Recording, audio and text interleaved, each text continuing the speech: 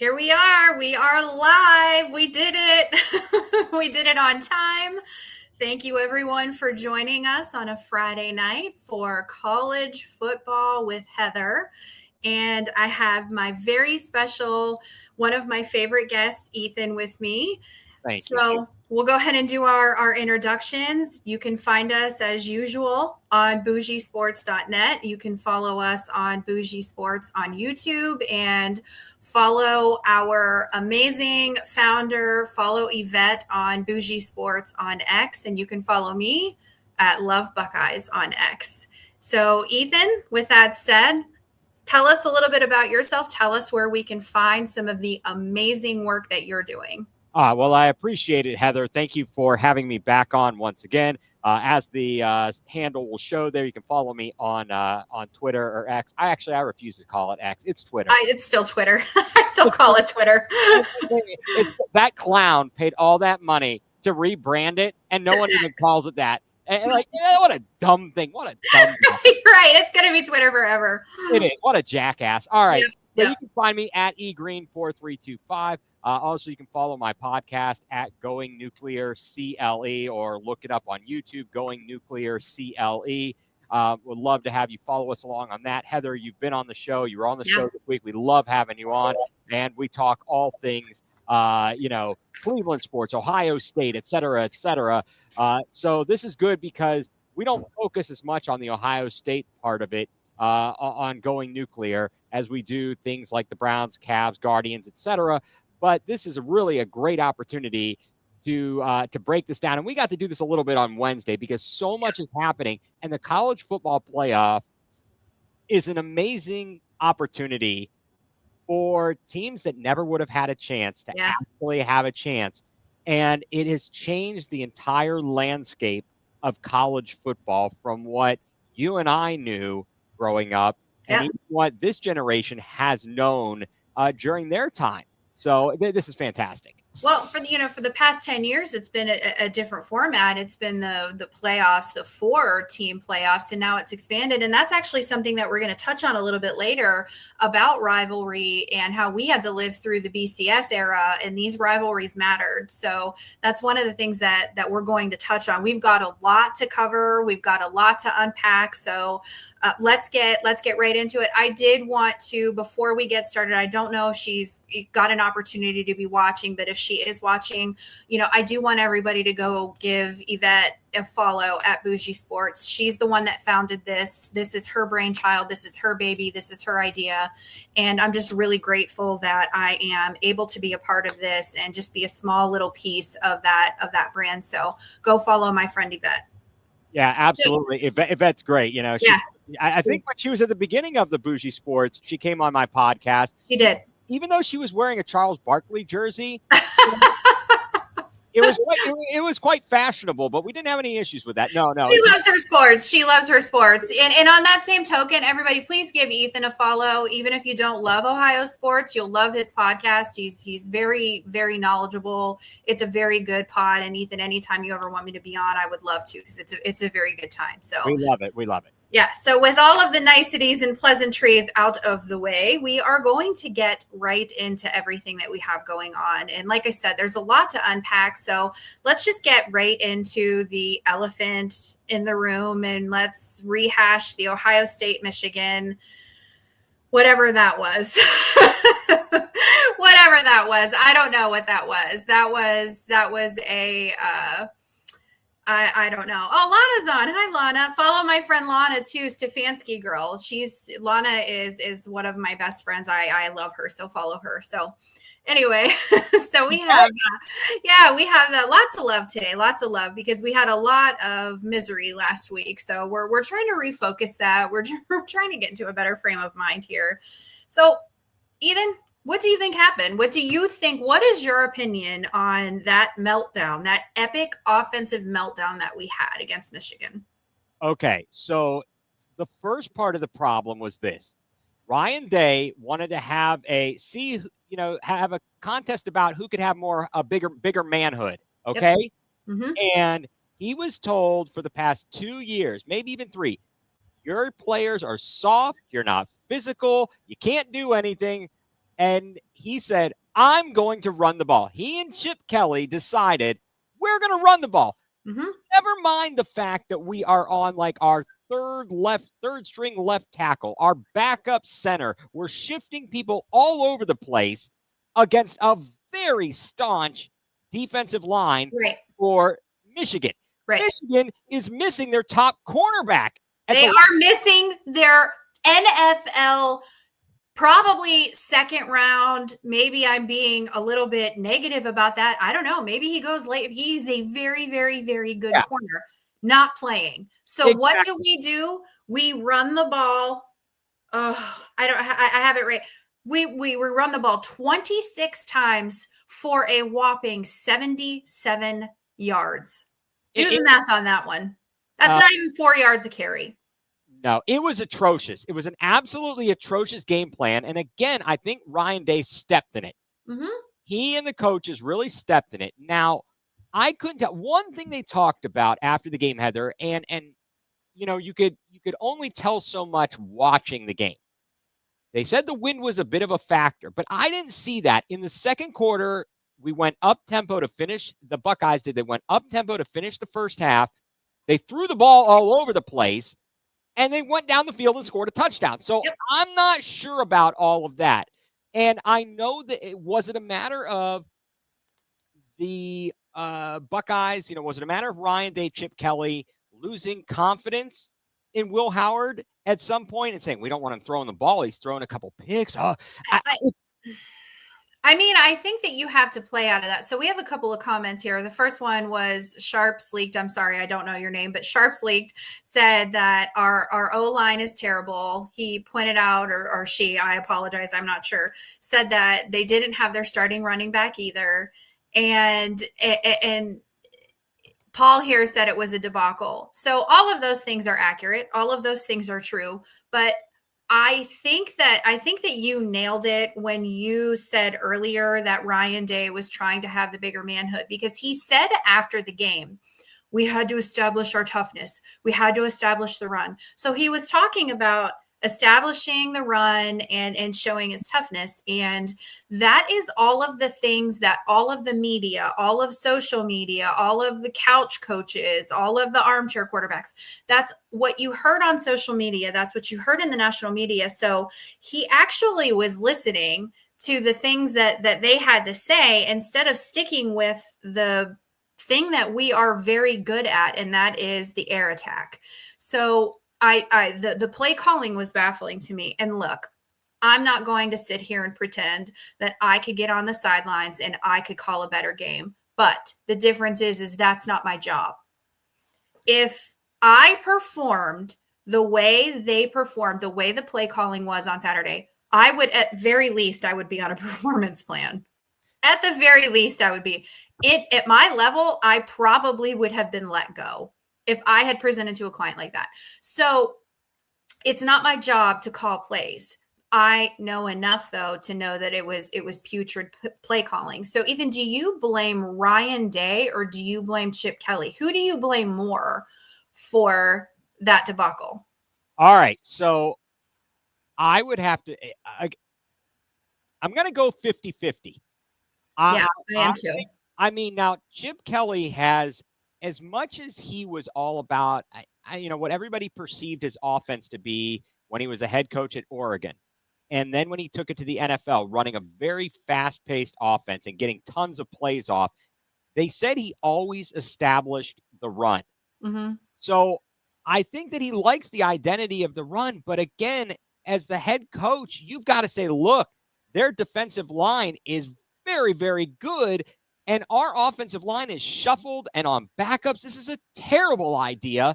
Right. But at the end of the day, we talk about it when we talk about professional sports. I mean, the head honcho, it falls on him. And then the fact, this is all a bit of a buildup. This is the fourth year in a row. Now, and we're not going to get into all. No, we're not going to get into. Yeah. But the point being, now it looks like it's a pattern. He can't beat Michigan. He can't win the big game. That's at least what everybody is saying. So I would have to say it falls mostly on Ryan Day. And I mean, well, ultimately, at the end of the day, Chip Kelly is your offensive coordinator, but you're the boss. The buck stops with you. You have control of everything. So if you're watching this and you're watching this run game implode, and you're taking the headset away from Chip Kelly, if he's not making those in-game adjustments, you're taking the headset away from him, and you're saying, "Look, we have to pass the ball. We have arguably the best wide receiving core in college football." And yes, it was windy. And someone did say they live in Columbus. He said that he lives in Columbus. The wind wasn't that bad. I mean, it was a little bit windy, but whatever. You play in weather. You're getting into the playoffs, so you're getting into December and late January. So you are going to be playing in weather. You better get used to it. So you have to make those in-game adjustments. And I think just from my humble opinion is I'm not sure that Ryan Day is the best at making those in-game adjustments. You see a lot of coaches on the sidelines that can change game plans. And Kirby Smart is one that comes to mind that, they'll be getting walloped in a game, and then they'll come out in the second half, or they'll come out in the second quarter, fourth quarter, whatever it is. And it's a completely different scheme because they're making those in-game adjustments. And I just don't see Ryan Day. I just don't see him doing that. No. And you talked about Kirby Smart for Georgia, and just a specific example. I can think of two, actually. First of all, one resulted in a loss earlier this season at Alabama. They were getting crushed. In the first half, they were getting, you're like, okay, this game is going to be a massacre. Right. And they end up losing 41-34. Yep. They made the changes necessary and the plays that were necessary last week to basically save their chance or save themselves getting into the college football playoff by beating Georgia Tech. They almost blew that stupid game. And I of course, wanted them to blow that game. But, that's neither here nor there. But yes. Right. I think that Ryan Day, there are some things, some shortcomings. I know he's a very good recruiter, but I've certainly got my feelings. And let's hope, I guess for me, at the end of the day, it looks like Ohio State's going to be in the college football playoff. They're going to. They're ranked high enough. They're seated high enough that they're not going to drop out. Yeah. Yeah, and I think that he'll have a chance to prove himself.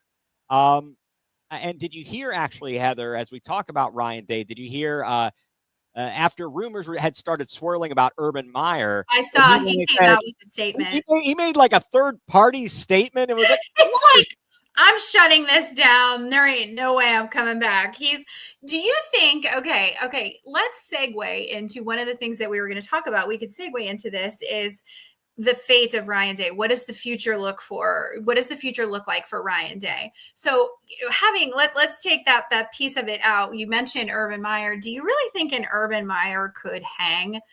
And do you think that those kids would respond to an Urban Meyer today? Because I think a lot of these players that come in they're a little sensitive. They're the participation trophy era. And I'm not saying that these kids are, because once you get to that level, but I do think that there's that a little bit of that, you have to be a little bit softer with them. That's a good point. But I think that Urban Meyer, he would demand respect. Oh, yeah, he would. He'd throw you off. He wouldn't care. You're right. benched. I mean, he tried to do that at the NFL level. That wasn't exactly going to fly. But you bring them in, you bring players in. All you got to do is show him all of his national championship rings. Well, all of them. How does he have 3? He has like 3. He have 2 at Florida, and he has one at Ohio State. Yeah. 3 national championships. He's going to demand that kind of respect. Right.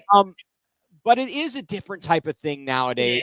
Things have even changed over this short time since he stepped away. Yeah. Now with the NIL, now with the college football playoff, the transfer portal is absolutely crazy. And we're going to get to flawless. We're going to get to the transfer portal because look at the Mountain West game. Look at the Mountain West championship game. Did you realize, I had forgotten about this, the UNLV quarterback transferred out, left after like the 3rd week because he was mad about some money he didn't get, and now they're in the Mountain West Championship and have an opportunity to go to the college football playoff with an right. But that's where we are and okay, so I have to say the comment made here, this is hands down. I follow a lot of people on X, and he is hands down my favorite name on X, the goddamn Jets. So he said it could, because I feel that as a Browns fan, I feel that. But he said good coaches make a big difference. Kirby down 17-0 at half to win 44-42 in 8 overtimes. But it should have never gotten that far against Georgia Tech. That should have been a complete and total blowout. We don't have to talk about that. But good coaches make a difference, and that's where we're the in-game adjustments. So yes, I think that we talked about this on your show. So we definitely talked about this on your show, where I think that we are going to end up with Ryan Day. So I think that this is another good segue into one of the things that I did not have on the agenda to send to you, but it is one of the things that we had talked about, is that do rivalries matter anymore? So here's why I think that Ryan Day stays. Don't massacre me. I don't care if you guys do. I have a thick skin. I can handle it. But get mad, don't get mad. But this is where I'm at with Ryan Day. I'm not necessarily ready to fire him yet. Hear me out. This is why. Rivalries matter to people our age, older, maybe a little bit younger, because we lived through the BCS era. We lived through where these games absolutely mattered. If you did not win this game, if you didn't win your last games, you lose early, you don't lose late. You were never going to be in the national title game. Remember, we didn't have playoffs. So there were 2 teams that were going in to play for the national title. Were they the 2 best teams in college football? Probably not, because they were chosen by record. They were chosen by what they did later in the season. Now we have 12 teams. So really the end game and the goal for all of these teams and all of these fans and all of these younger fans is to get into the playoffs, is to make a deep run into the playoffs and give yourself a chance to win a national title. That's what Ryan Day is doing. So at the end of the day, let's just for argument's sake here and say that Ryan Day runs the table. We win and we win out and we go and we even make it to the national title game. Is this Michigan loss going to matter? Ultimately, at the end of the day, not really. No, not really. So that's why I think that Ryan Day stays, because he does recruit well. And if you make a deep run in the playoffs, he stays. Yeah, I would tend to agree with you. I think it's going to take a deep run. Maybe not quite winning the national championship. Your question about do the rivalry games matter? Other than the actual rivalry itself, it does matter. It matters to us, right? But it matters to a lot of people, a lot of trash talking, smack talking people. There is a lot of hate there, and between fan bases, and they're going to talk. But so to your point, what I would say to, let's say, what would I say to a Michigan fan this year? They beat us. Okay, great. You can go sit at home with your 7-5 record and suck on it. Okay. Yeah, exactly. Ohio State's going to the college football playoff, but the point being that they still do matter to an extent. It's just different. Like you said, even before the BCS and we talked about this during the John Cooper days in the 90s, before the BCS existed, it wasn't 1 versus 2. The Big Ten champion went to the Rose Bowl. To play the Pac-10, the Pac-10. The Pac-10. It was the Pac-10, right? Yeah. Right. It was always it was USC. USC, UCLA. Like it was. Yeah. Oregon. They were in the Pac-10, I think. Yeah, it was all.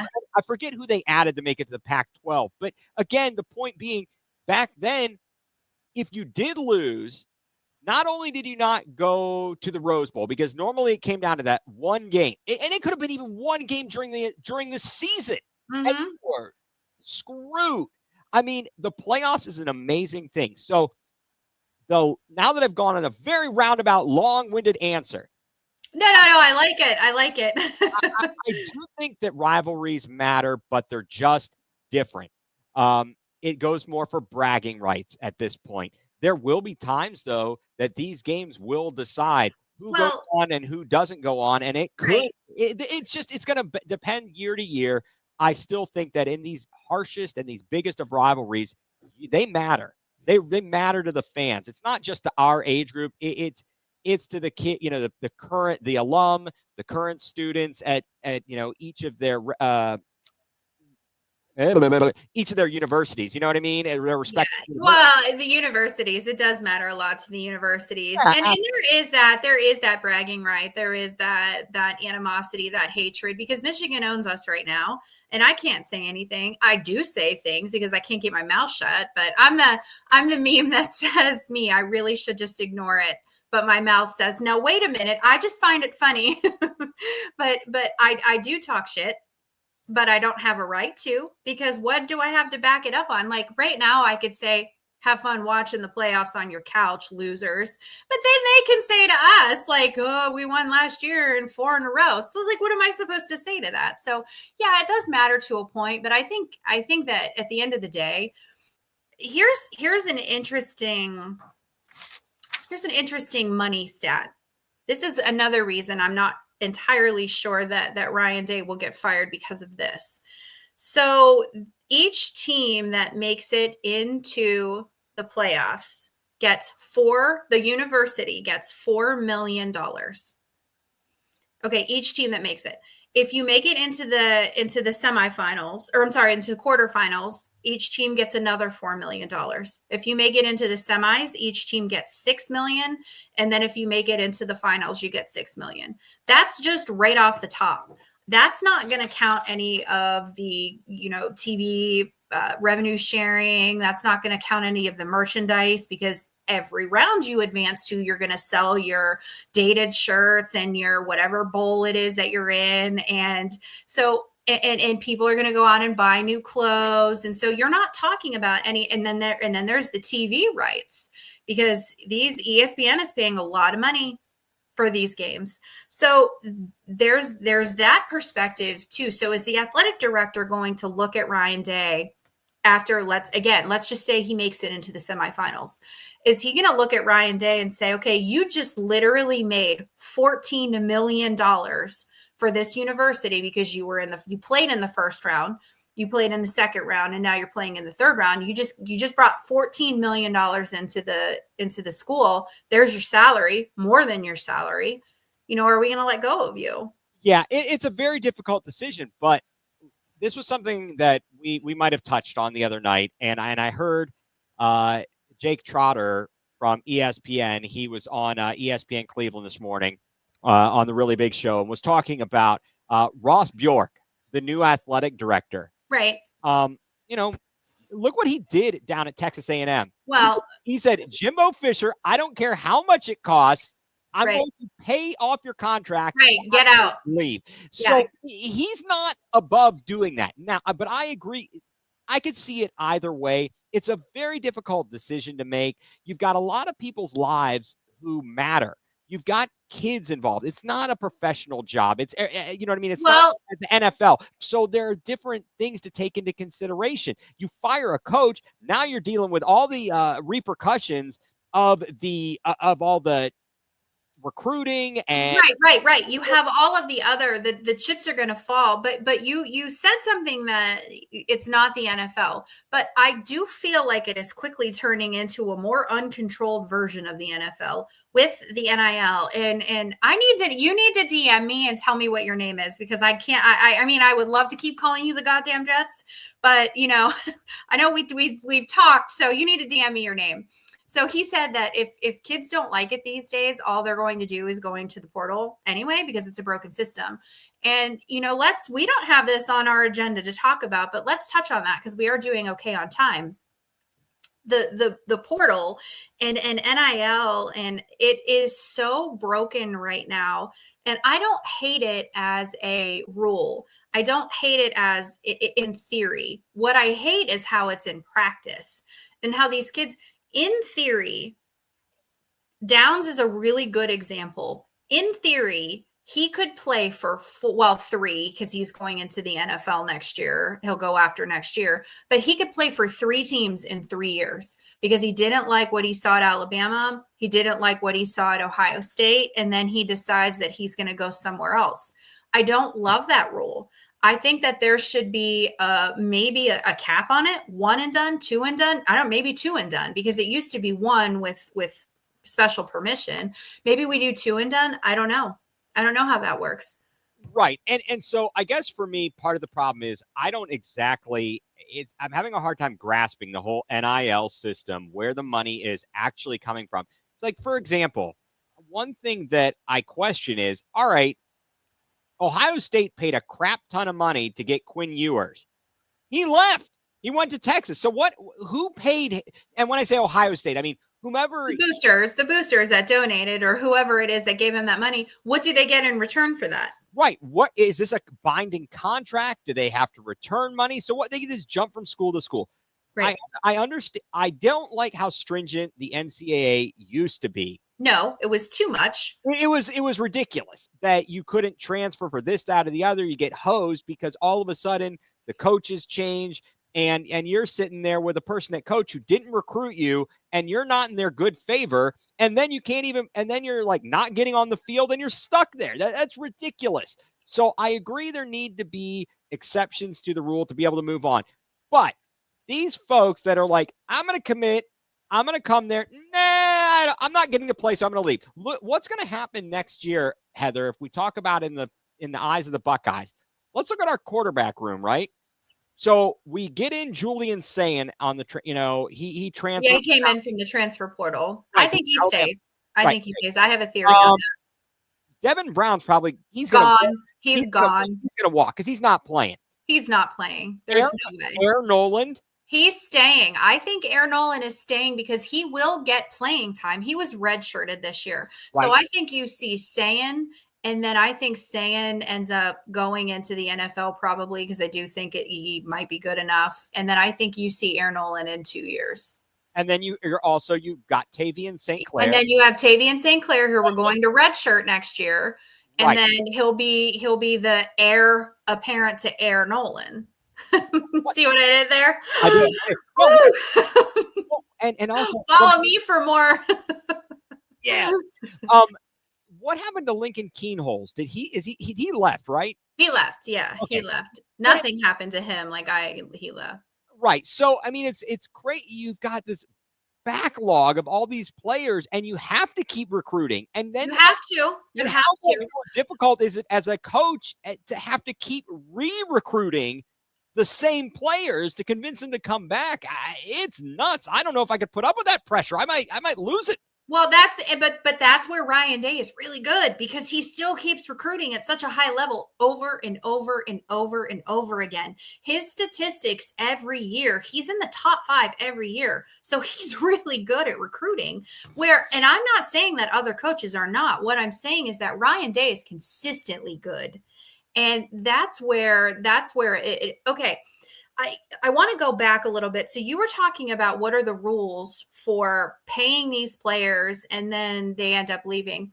I want to talk about Bryce Underwood. He just committed to Michigan. So word on the street is that he was offered $10.5 million. So $5 million of it came from this billionaire, whatever. And then I think $2 or $3 million of it came from who's that dumb idiot, Dave Portnoy. Oh. I can't stand him, but I do love his dog. But here's my thing. I understand that Bryce Underwood is coming in as a 5+ star rated quarterback. He is projected to be the next Tom Brady in college football. He's projected to be everything that you could ever want. But how many times do we see that crash and burn? Number one. Number two, what if his sophomore year, another billionaire that, say, went to Wisconsin? I'm just using, not that Wisconsin has that kind of money, but let's just say Wisconsin. He's a Wisconsin fan and he's got money to burn. And he said, I'll give this kid $11 million because that's chump change to me. Come on over here and I'm going to give you money and I'm going to give you cars and you're going to get deals and you're going to get more than just the money. Who's to say that Underwood isn't going to say to Michigan, whoop, I'm out of here. I'm taking the next best thing. I think that you start to get into a very slippery slope when you start offering these, especially unseen talent, this kind of money. There needs to be some kind of structure. If you're going to take, here's the, require them to stay 2 years. You have to sign a contract. You're going to stay 2 years, or some kind of repercussion if you bow out of that deal. Yes, exactly. And again, this is the part of the overarching bigger picture of things where, again, kids in this situation don't understand what it's like in real life, and don't understand, hey, if you make a commitment to something, you kind of can't just like say, nah, I'm good. Of course, I guess I shouldn't say that. People quit jobs every day. I didn't like this. But not under contract. You don't quit jobs that you're under contract, because most jobs, they don't give you a contract. No, but I'm just saying, okay. And Dustin, I did not know this. I am an Ohio State girl. I did not know that Lincoln is still at Ohio State. That just shows you how low he is on the depth chart. He's not even on the radar, because I knew of San, I knew of Nolan, I knew, so Devin Brown. So he's like 5th on the depth chart behind a red shirt freshman. So thank you, Dustin. I did not know that, but it's akin to the NFL. In the NFL, okay, first of all, Bryce Underwood is making more than players in the NFL are, but that's neither here nor there. But in the NFL, you have to sign a contract. You can't just say, I hate this team, because I talked about this a couple of weeks ago. If that was the case, I feel like the first several games of the season, the entire Browns roster would have said, I'm going into free agency because I am not putting up with this shit. I'm out of here. So I think that you need to have some kind of rules and structures around, if you're taking money to come here and to stay, you've got to stay at least a year or 2 years or whatever. Yeah, there's got to be a certain level of responsibility to accept that kind of a financial, the compensation. If you're going to accept that, and you are, I guess, again, I don't know if there's actually any legally binding contract. Yeah, I don't know. And so that's where I'm at a little bit of a loss. But if you sign a contract, that would say to me that they would have a right to, to come back and say, hey, you owe us this money back. You need to repay this to us. I really don't know. And again, that's part of my deal with, I don't have a completely good grasp on how this all works. And so to try and think about it makes my head spin. And well, it's like trying to fit a square peg into a triangle. Like, it's just not going to happen. And Paul said, penalize the NIL moves by forcing athletes to pay the money back to the university. But the university isn't always the ones that are paying these kids, because there's no way Michigan would have paid $10.5 million, as much as Michigan wants to win and as much as they make. And even Ohio State, I'm not going to say anything bad about Michigan in this regard. No university is going to shell out that kind of money. That's coming from a booster. They're coming from They call them NIL collectives. Yep. And so they're coming from these collectives, but obviously, so it's private money. It's not right. It's private money. Exactly. Right. And it's basically like what was actually happening before they allowed it, when the boosters say, hey, you want a new car? I think there's this car over here that you want a tattoo? Right. Yeah. Would you like to trade your golden pants for a tattoo? Yeah. Yeah. And then get suspended for it and blow up the whole program. I'm still grateful for that, because we got Urban Meyer out of that little mess. And I don't hate Terrell Pryor for any of that. Like, I don't blame him. He was it was a stupid rule. It was a very, very, very stupid rule. One that everyone broke. He just happened to get caught. that was nonsense. But you know what? I love Trestle Ball. He brought us a national championship after John Pooper. Yep. Up for 13 years. Maurice Claret. He recruited Maurice Claret from that was from my neck of the woods. Maurice Claret was getting very, very heavily recruited. And for whatever reason, I worked at this little dumpy place called the Hot Dog Shop. Anybody that was familiar with the Warren, Ohio area, there was this little place called the Hot Dog Shop. And literally all we sold were hot dogs and hamburgers. And that was it. And my God, was that money good for me as a kid. But Claret brought all of the coaches in there for some reason, and they all tipped like it was unbelievable. And I remember when Lloyd Carr I was recruiting him and he came in and I got everybody's autograph that came in. I mean, I'm like, I was fangirling all over the place. And Lloyd Carr came in and someone had asked me, they're like, you're not going to get his autograph? And I'm like, no. I will spit in his food. No. So I digress. But Paul said, have collectives funnel through the school. I guess you could do that, but then you're going to have to hire someone to oversee that because you get the wrong people in there and then you're going to have people skimming off the top and you're going to have mismanagement. You're going to have misappropriation. I think that the problem is they have gone too far too fast. Yep. And you've opened Pandora's box. And I don't know how you stuff it back in the box. I don't either. Back under control.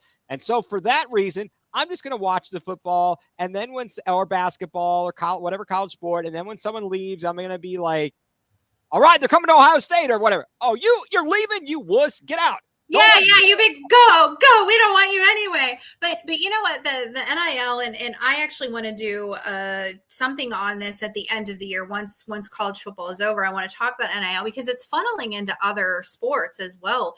I don't advertise it a whole lot, but I am a rabid, avid, massive. It's probably my second favorite sport behind football, softball, college softball. And college softball is actually getting into the NIL sweepstakes, and in the money that college softball raises and brings in would actually blow your mind how much money softball brings in. So NIL is not just affecting football. It's just that's where we see it the most. That's where it's the most vocal. So it's definitely something that I want to dive into a little bit more because it's really confusing. And Paul said University of Oklahoma just hired the ex-CEO.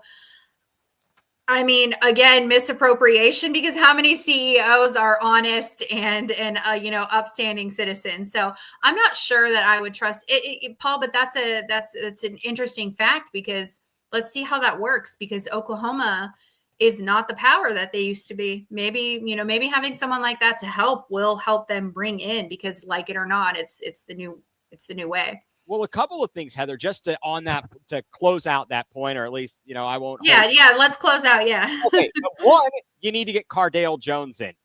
I love him. We got to get Cardale because he's big on the collective. He is. Second of all, if you've I've noticed on Twitter, a lot of stuff, I think it's from maybe like Greeny Cards. They're like, I saw all these cards for Kent State football players in this college and this college. So there are different places trying to cash in on this. And it may not be a lot of money, but there are definitely ways that these athletes who are at either smaller schools or not in the football, basketball realm that have an opportunity to reap the benefits of the NIL. Yeah. Yep. I mean, that's a great close on that one. I just got a comment on my X page. I just want to say Shannon said hi. Hi, Shannon. Thank you for joining. Thank you for listening. Okay. So moving on, so we talked about rivalries. Do rivalries matter? So let's talk about the conference championship games and how they still matter, but do they matter as much as they used to? Because there are a couple of really good examples here. Georgia, Texas. Well, Georgia will be 3-loss if they lose in the conference champ. I think that they're still in because they're the SEC. Penn State versus Oregon is a good one. Whoever wins that game, it doesn't matter. They're still in. That maybe, you get that first round bye and you need that because you are playing that extra game. But some people have argued trying to find that rainbow behind that cloud that Ohio State is actually in a better position than Penn State because and Ethan, I think you were one that was talking about it, that they don't have that extra game now. Ohio State's in and they don't have to play that extra game. Right. So, they don't play it on the front end per se. Well, right. They'll have a little bit of extra time to get ready for it because whoever loses the conference, they have to play. So they're going to have an extra game plus an extra game. Yep, exactly. So, yeah, you're right. I think that the championships that we are really needing to be watching to shape the college football playoff is the game tonight between UNLV and Boise State in the Mountain West. Yes, And that's then yes. the ACC, Yep. Clemson, SMU. Clemson versus SMU. And Yep. kind of like as a the third on the line really is Iowa State, Arizona State. So the yep, winner, I agree. You have them in the same order that I do. yeah, the winner of the Iowa State Arizona State is in. The other one is out. They're done. They're out. Uh-huh. The Clemson SMU is interesting. SMU is ranked 8th, but they are seeded. They're seeded. Third. Yes. They're seeded third because they're projected to win the ACC. Yes. Right. So if they lose to Clemson, Clemson automatically gets in. Now, does SMU stay in the top 12? Do they stay ahead of Alabama? Alabama? Right. So let's segue. Okay, so let's segue into talking about the college football playoffs because I think that that's a good. It actually they correlate big time. So for those of you who don't know, and I have talked about this before, so if it's a broken record, I apologize. Not really. The difference between the rankings and the seedings. So just because you're ranked in the top 12 does not mean that you're going to make it into the college football playoffs because they look at the seedings. So rank has something to do with it, but seedings have more to do with it. So Miami is a really good example. They're ranked number 12, but they are the first team out because an SMU or a Boise who is ranked, or an SMU who I think SMU is ranked below them, aren't they? No, SMU is ranked 8th.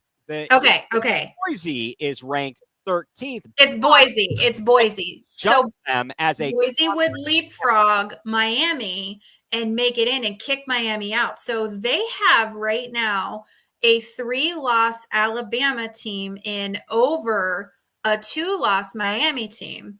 Neither of them are going to the conference championship game.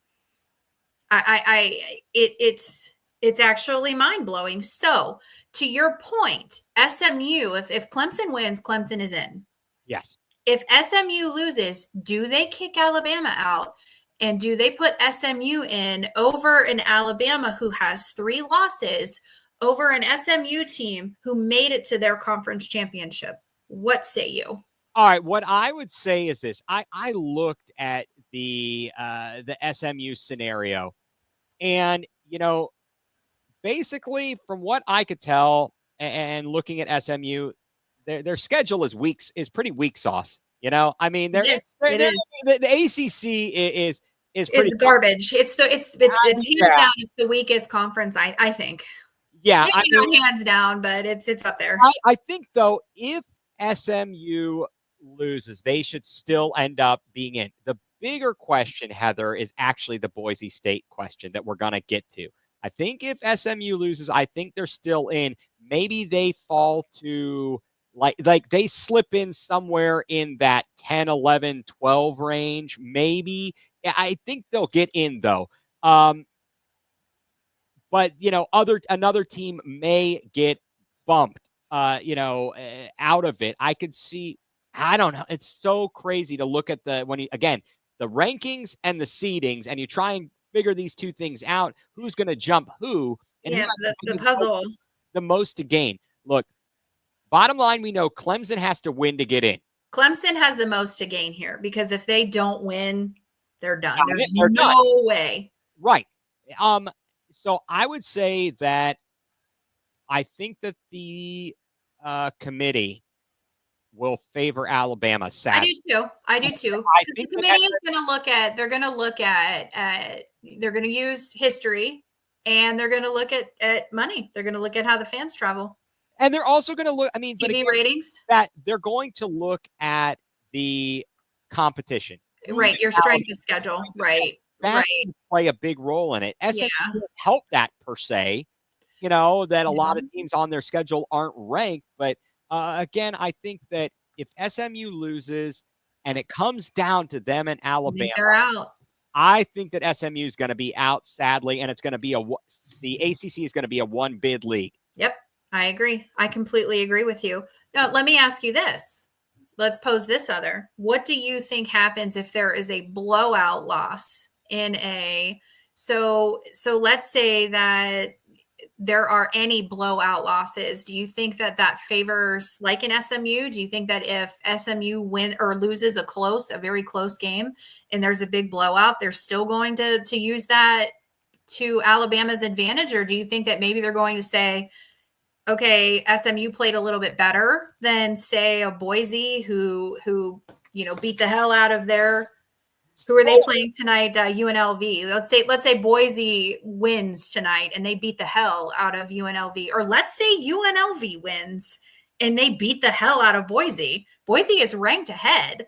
Right. Well, Boise at that point. They're out. They're done because Boise State right now is ranked 10th. They are in it right now. They would be the 4 seed. So if they lose, it would be. And specifically if they lose badly, I think they're toast.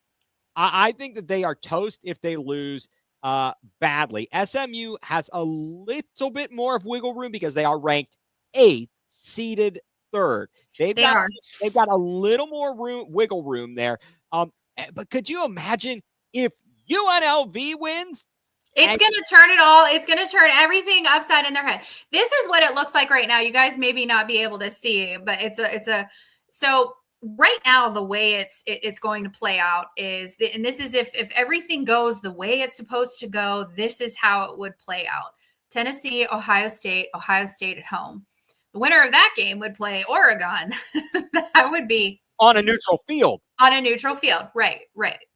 Penn State would play Arizona State, and then Georgia would play Indiana. That game, I would love to see that game because after watching Georgia, I'm not sure now that Georgia, depends on what Georgia team. I think Indiana would have a chance. Then the Notre Dame Alabama game. Now here's who I would have. I'm a homer. I would have Ohio State. I actually have Arizona State upsetting Penn State. I have Georgia winning by I don't have that as a blowout. I have that as actually the best game of the first round. And then I have Notre Dame beating Alabama pretty handily. I think that styles make fights, Heather. Styles make fights. Mm-hmm. So first of all, if this were the way it were to play out, and we said Sunday at noon, they're going to announce the final CFB seedings, the rankings, and the rankings, seedings, all of it. Right. You're going to know you're going to know Sunday at noon who is playing who finally. Yeah, exactly. So I looked at the Arizona State Penn State game, and this is prior to the conference championship games here. Arizona State, they lose at Texas Tech. They lose at Cincinnati. Yeah. That's a terrible thing. They did have some ranked wins, but they were over Utah, who ended up being terrible. Utah ended up being very terrible, right? Because of the injury to Cam Rising. Correct. Who has been playing for like 11 years, but they beat Kansas State on the road, and they beat BYU at home. BYU is probably the best of those victories. Kansas State, though, on the road in Manhattan. Kansas State wasn't a bad. Right. That was a good one. I think that was a quality win. I mean, that team, I'm pulling for Arizona State. They were picked 16th out of 16 teams in the Big 12 preseason poll. They are, but it goes back to that you play good late, and they are playing out of their minds right now. They are a very scary team right now. And my guy said, when have they not favored Alabama? I mean, I can't argue with that. I can't 3 losses. Wasn't it about 2 years ago that they got shut out? Was it 2 years ago or was it 3? I know Nick Saban was. Yeah. Oh, he had a coronary. He had a court, we thought that was going to be the end of him. Yeah. So I looked at this matchup. I would have to say, if it was Arizona State at Penn State, even though I'm not a huge James Franklin, guy, I think that Penn State could take that one. They would be playing in Happy Valley. Well, that's a good point too. And I'm not sure about Arizona. Penn State doesn't have the most potent offense, but they can score. They can score. Actually, I mean, their offense sucks. Okay, I'm just going to be Their straight. offense, yeah, I was trying to be like, no. I get accused of being a homer all the time, but jokes on everybody else because I admit it, I'm a homer. No, I mean, their only loss was to Ohio State, at home. Well, but they didn't get in the end zone. No, they couldn't get in the end zone. Their offense didn't get in the end zone. It was. I don't know what they're doing. I don't know what in the world. I can't believe they're putting up with James Franklin. The guy. But that's the thing. It's consistency. A lot of these programs want consistency because they think that he recruits well. I don't know. I don't know. You know what? It's a win. At least Ryan Day can win some big games. Right. It's a result-driven business. Are you the best or are you not the best? Hey, you know what I want to do? I want to be the second best team in the Big Ten. I know. What are you playing for? Second best. I'm playing for second best. We're not the worst. Right. No. So, but I do think that at the end of the day, Penn State has a very good defense. They have a very good defense. They have a very, very good run defense. Yes. Arizona State's quarterback is a freshman. Yes. He is a freshman. Sam Levitt, great year, 2,400 yards, 21 TDs, 5 picks. And then he had an additional 350 yards on the ground and another 4 scores on the ground. They've got this guy, Cam Scatabo. What a name. You're destined for greatness when you have a name like that. Especially to be a running back. Cam Scatabo. Yeah. Almost 1,400 yards. He averaged almost 6 yards a carry, 5.7, 17 touchdowns. And he's also second on the team in receiving. Now, that's the problem. Right. Their second leading receiver is their running back? Correct. What? Correct. That is never, ever, ever, ever a good stat to have, ever. Well, I would go Penn State right there. I think Penn State would win. So then, I like it. Let's move on. Indiana, Georgia. Now, this is crazy town because I like what Cignetti has done. I do too. He's done an amazing job with Indiana. I mean, their only loss is at Ohio State, but that was really. It was a blowout loss. It was a blowout loss. That was the only test. I know, and I know where you're going with this, though. But my thing is that look at the teams that we have seen Georgia be. Look at how dominating and how at the beginning of the year, if you had asked me, I would have said there is no one that can beat Georgia right now because of how dominating they were on all sides of the ball, on defense. Their running game, their passing game, their special teams, they were so good. And then they weren't. And then they would come back the next week and they would look infallible. And then they would come back the following week and you're like, what the hell is actually happening right now? So which Georgia team are we going to get? Look at, it took them 8 overtimes to beat Georgia Tech. Yeah. Now, first of all, I was getting so mad. I was like angry tweeting the whole night. When I go back and look at that, I'm gonna be like, what was I doing? All right. All right. You bring up something that drives me bonkers. All right. I don't like the overtime rule, and I don't like the alternating possession. No crap. Okay. I don't either. Oh, well, we got to protect the kids. This is dumb. I'm glad at least now that they did go to just the alternating 2-point conversions. Right. It still took 17 and a half hours. Oh my God. I wanted to go to sleep. I did too. I was like, I'm tired. I am so tired. Exactly. But I can't go to bed. I thought Georgia Tech, when they scored the touchdown it was a question of they had the ball last. So they scored did. And I think it was in the second overtime. Yeah. Or it would have been the first because you didn't have to go for 2. You didn't have to go for 2 in the first. I said, go for 2. Go for 2. What do you have to lose? You're on the road. Win the game. Right. But no, we want to play for another 12 hours. That was crazy. So I don't like that. I don't like Carson Beck. I got to tell you. I don't like Carson Beck either. I do not like him at all. Yeah. You know what? Maybe he should save some of his brain cells and stop being such. He looks like a dummy. Yeah, he's an orange cat. I don't know. I look at the guy and I'm just like, what is this? No, I don't think Carson Beck arguably is I think he is the least likable player. I think he's probably less liked than Cignetti. And I know Cignetti's a coach, but he is. And you know what? I would root for Indiana. Let me say this. I would 100% root for Indiana. And, they've got it. If it's going to be in Bloomington. It is. And that's a great way you're making a team from the South come up to the North. And that's so awesome with with the playoffs. Right. From the South has to come to the North. And I'd be very curious to see how that goes. Yeah. I think that Signetti, Rourke is, he transferred in from Ohio. Was it Ohio? I wanted to say Miami. It was Ohio because Ohio and Miami are playing each other in the, Right. But he transfers in from Ohio University. He's got a lot of experience. Yep. And I think that they would be ready for it, and playing in front of their fans, it would be a very, very good ball game. Of course, I don't know. It would be difficult to beat Georgia, but they have shown that they are fallible.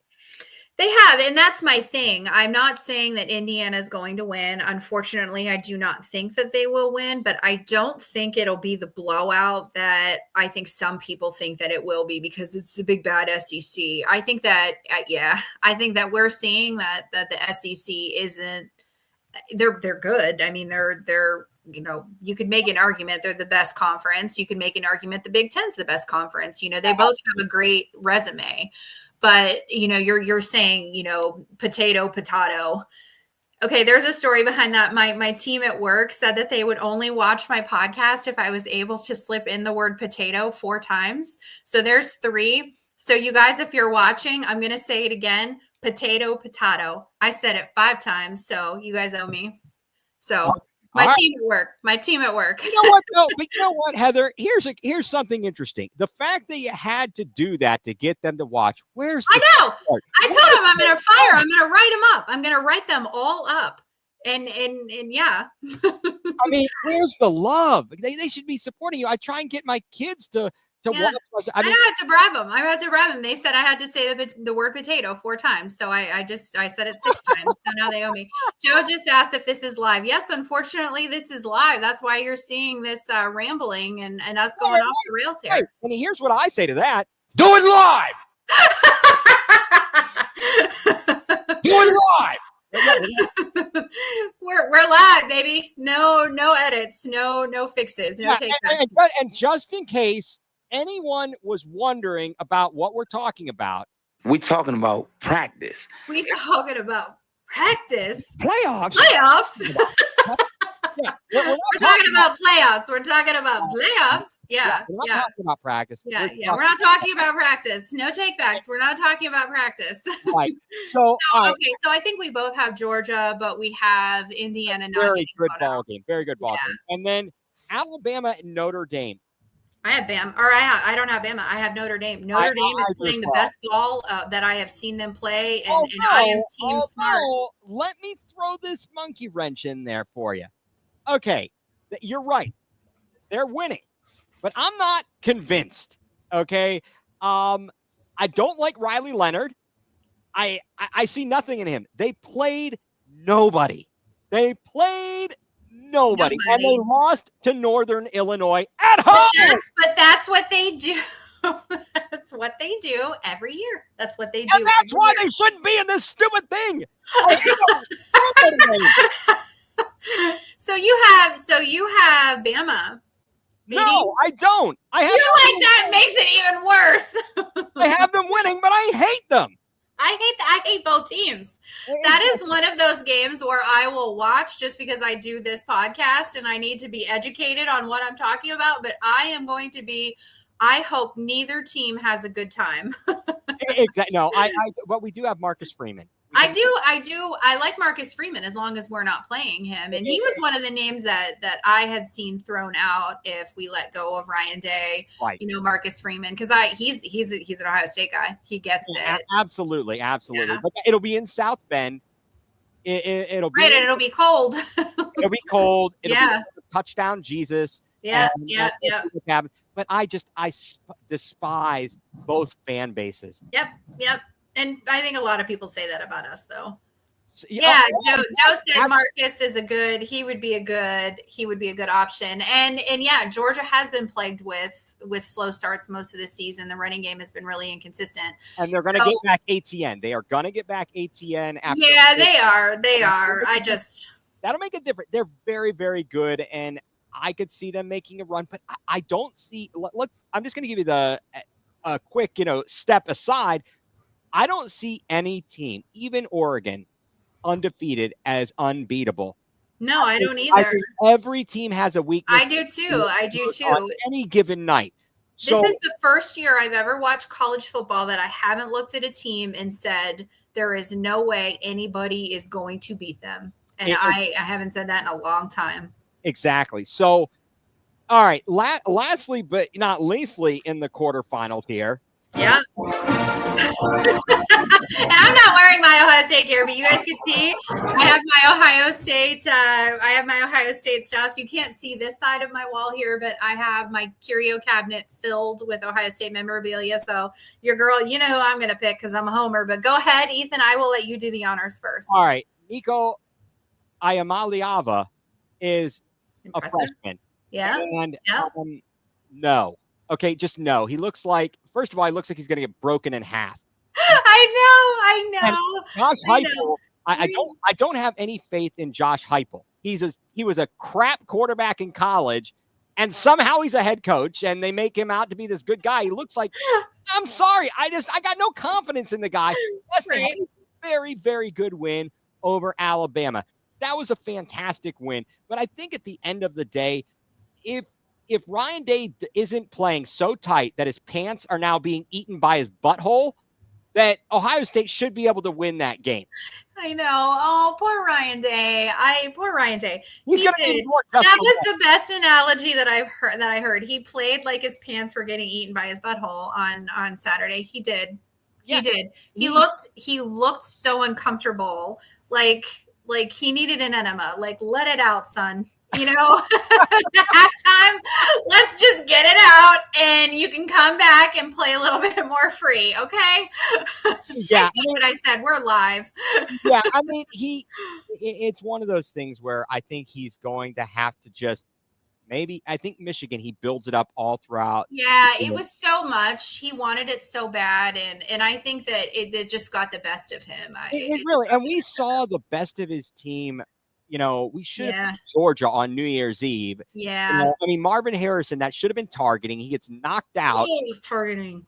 Oh, so first of all, you want to talk about NFL or college rules that I would throw out the window? Targeting. And the pass interference. The pass interference rule needs changed. It should be a spot foul. It's a spot foul. If you're interfering in the end zone, it should not be a 15-yard penalty on a 70-yard pass. It's a spot foul. Put it on the 1-yard line and let him punch it in. Exactly. I think that you could make an argument that the pass interference anywhere but the end zone, maybe you could do a 15-yarder. Correct. But if it's in the end zone, if it's pass interference, I like a spot foul for pass interference. Absolutely. Anyway, well, you know what? It would teach defensive backs to turn around.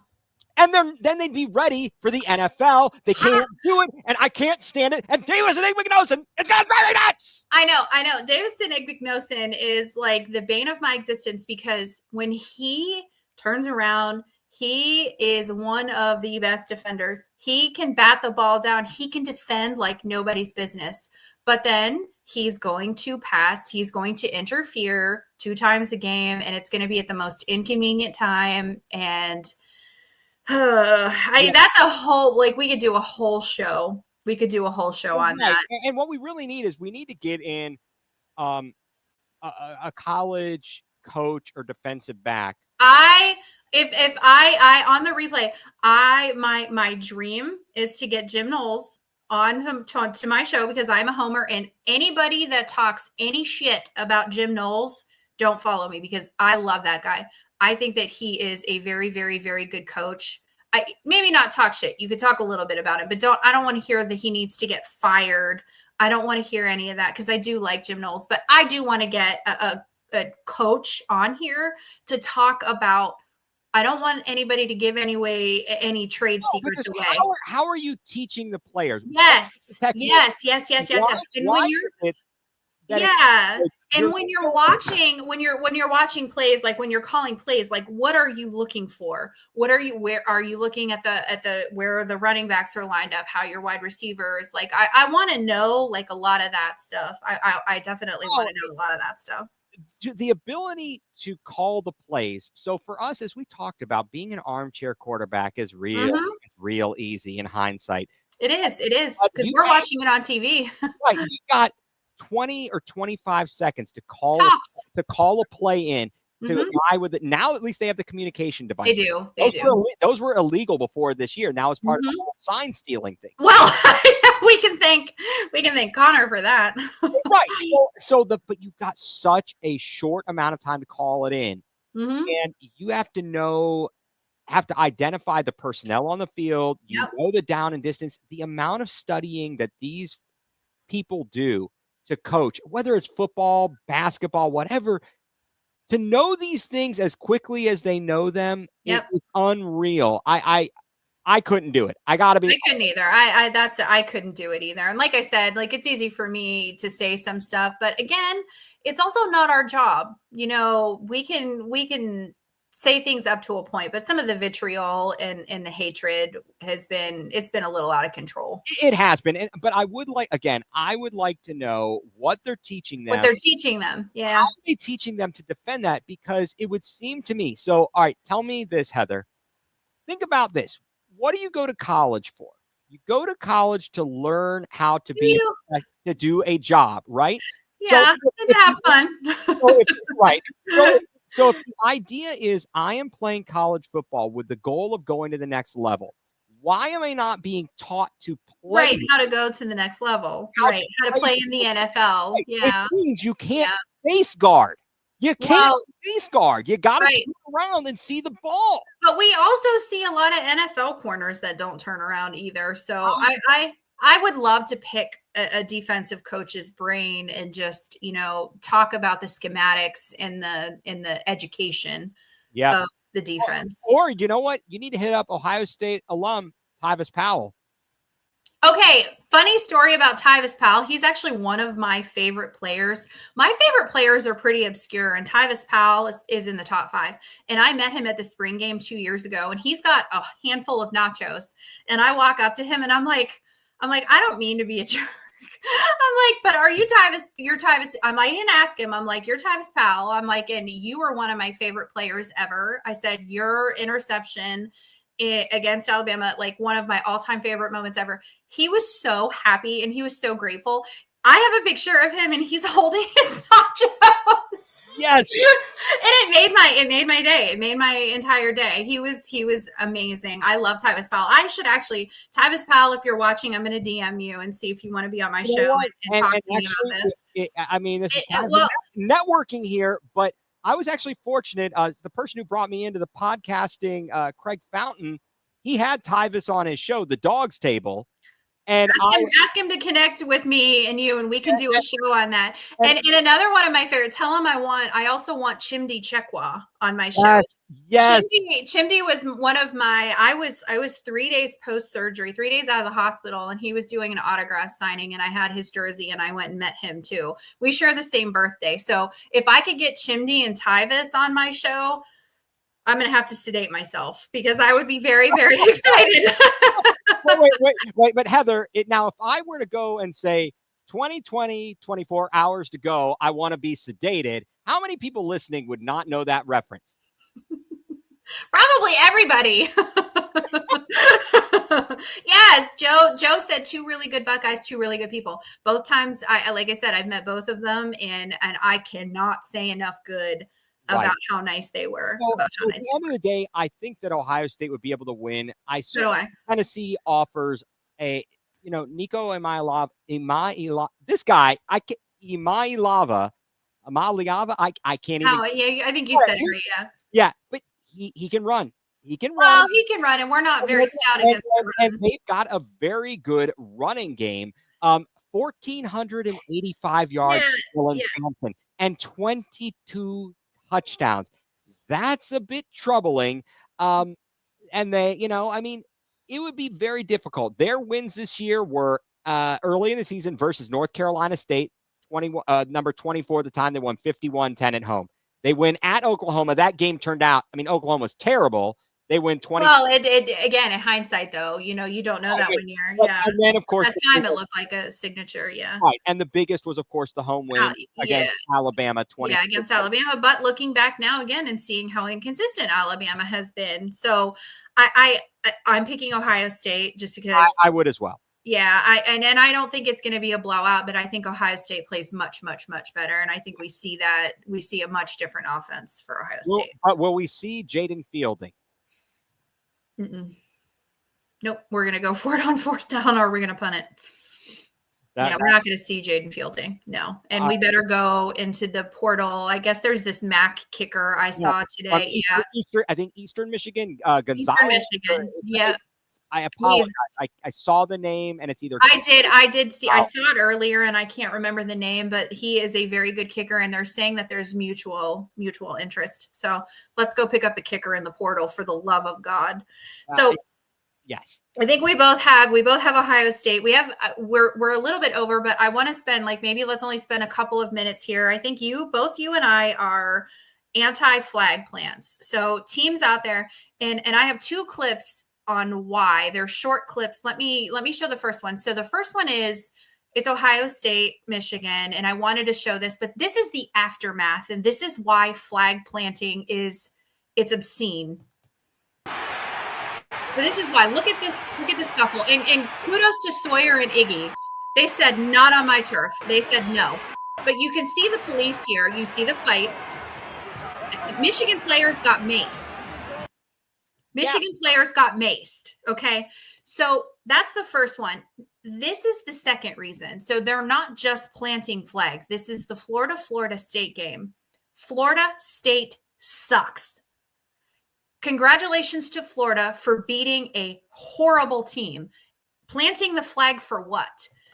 Jersey up, trying to take my chain, that ain't going. We gon' come and blow Jersey up. Hurry up. Try to rob. That is absolutely disgusting behavior, and it's disrespectful. And I know that the defenders out there are going to say, you should have won the game. You should have taken care of business. That is absolutely yes. It's one thing to win the game. When you lose the game, like we talked about earlier, you've lost the right to trash talk. I've lost the right to trash talk. The players have lost the right to trash talk.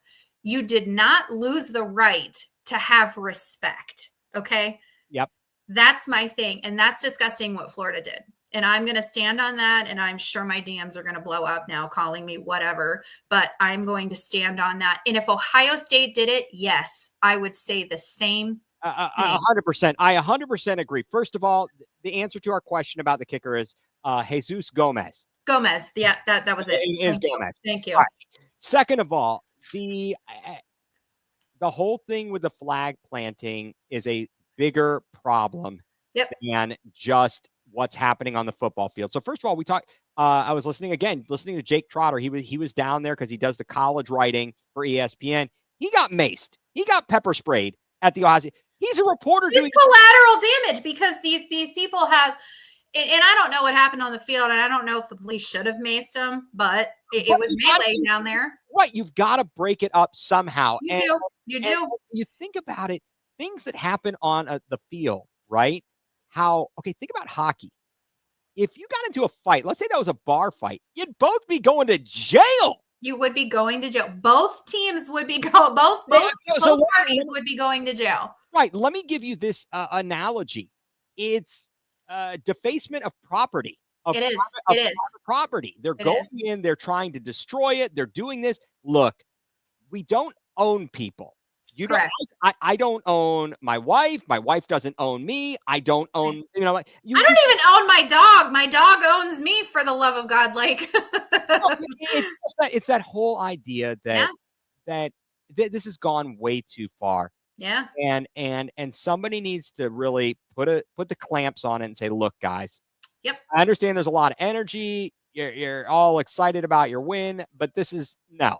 No, we're not going to do Well, this. with your mouth and not with actions. And well, but even with your mouth, you need to shut the hell up. Well, I'm saying after the game and the post-game interviews, you know, talk about how, like, look at, we did this. Don't jaw jack each other on it, because it just causes fights, tempers. But what I just showed there was it was disrespect. And should Sawyer and Igbignosin have walked away? Probably. Would I have walked away? Not a chance. There ain't no chance that I would have had enough control over myself to let them plant the flag on my field, and I would have been getting maced myself. Yeah, I'm really tired of the flag planting. I'm tired of rushing the field, rushing the court. These are dangerous. It's dangerous at this point. I know we're old and we're old. You're no fun. Get off my line. You're no fun. You know, maybe I'm not. No, maybe I'm not, but I am fun, actually. Ask anybody that has had shots of fireball with me. I'm a lot of fun. Yeah, I can't say I can speak to that, but no, I just I look at these things and I think about the athletes. I think about the people that are working there. Yes, exactly. The coaches, the trainers. Well, you just talked about a reporter getting maced for what? Doing his job. He's just out on the field trying to get material, and he gets maced because other people are acting up. Right. And it's kind of a crazy thing. And I don't know, but just because of the work I do, which is, you know, dealing with workers' compensation cases in the legal field. Yeah. I mean, someone they can then file a lawsuit. Like, I'm blind now because I got because I got maced on the field for nothing. Exactly. And it's crazy. Right. It's just dangerous. I agree. I hope they fix that. So we can end on that note. We don't like the storming the field. We don't like the planting the flag. Cut it out. Stop it. Ethan, thank you so much for joining us, or joining the Bougie Sports, network. We love having you. Anytime you want to come back. I know we have some future shows planned. Yes. And don't forget, Ethan, I'm going to give you a chance to close it out for you. Remind everybody again where we can find you and your project. All right, folks. Well, again, you can find me, as you can see on the screen. My Twitter handle is @egreen4325. You can also follow my podcast, and my Twitter handle is the same. It's @GoingNuclearCLE. And you can look it up on YouTube, Going Nuclear CLE. Again, we talked Cleveland sports and whatnot. And I'm grateful to be on here with you, Heather. You've been a wonderful guest on my show. Everybody really from the whole Bougie Sports squad. Love what you guys are doing and love having, being able to do this with you. So thank you so much for having me on again, and looking forward to our next program. Absolutely. Anytime, Ethan. I love the collab that we have. So thank you very, very much for joining. For everybody that came in late or is watching on the replay, don't forget to check us out at bougiesports.net.